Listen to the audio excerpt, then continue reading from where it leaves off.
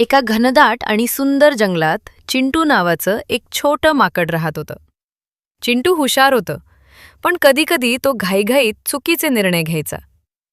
दररोज सकाळी जंगलात आजोबा हत्ती सगळ्या प्राण्यांसाठी फळं आणायचे.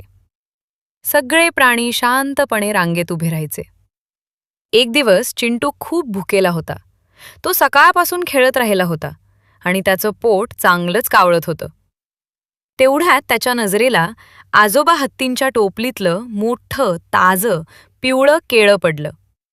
चिंटू मनात विचार करू लागला, मी जर हे केळं लगेच घेतलं तर माझी भूक थांबेल.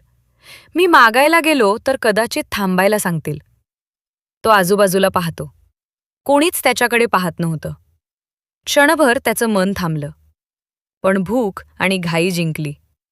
त्याने केळं उचललं आणि पटकन लपून बसला. केळं खाल्ल्यावर त्याचं पोट भरलं, पण मन काही भरलंच नाही. तो परत खेळायला गेला, पण त्याचं लक्ष खेळात लागत नव्हतं. थोड्याच वेळात त्याने पाहिलं, एक छोटा ससा फळांच्या रांगेत उभा आहे.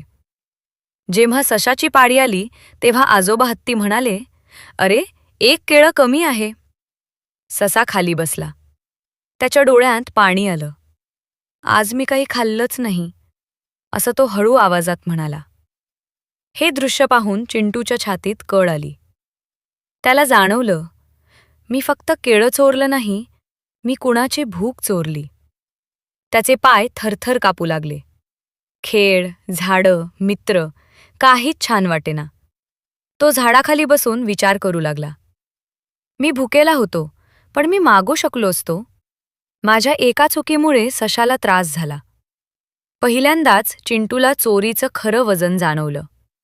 तो हळूहळू आजोबा हत्तींकडे गेला. डोळे खाली घालून म्हणाला, आजोबा, मी केळं घेतलं. कोणी पाहत नव्हतं, पण मला सगळं दिसत होतं, माझं मन. आजोबा हत्ती शांतपणे त्याच्याकडे पाहत म्हणाले, चिंटू, चोरी केल्यावर भीती नसते, पण मन कायम अस्वस्थ राहतं.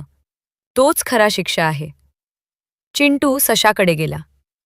त्याने स्वतःचं आवडतं सफरचंद सशाला दिलं. हे घे, आज मी तुला दुखावलं. पुढे काहीही हवं असेल तर मी आधी विचार करेन. ससा हसला. चूक समजली, हेच खूप आहे. त्या दिवसापासून चिंटू बदलला. भूक लागली, इच्छा झाली, पण तो आधी विचार करायला शिकला. आणि जंगलात सगळे म्हणू लागले. चिंटू शिकला आणि त्याने शिकवले की चोरी कधीच करू नये.